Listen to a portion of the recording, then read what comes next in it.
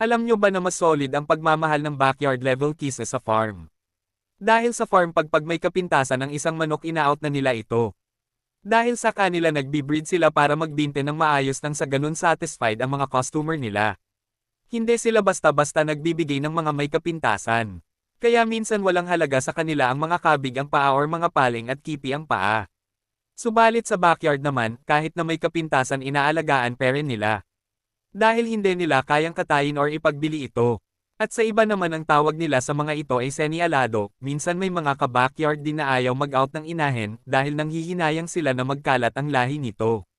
Dahil may mga winning line sila na iniingatan, kung makakabigay man sila ay puro naman lalaki, minsan kahit nanghihinayang din silang ipagbili sa murang halaga, kaya mas pinipili na lang ng iba na mag-alaga ng pansarili na lamang, kisa baratin ng iba.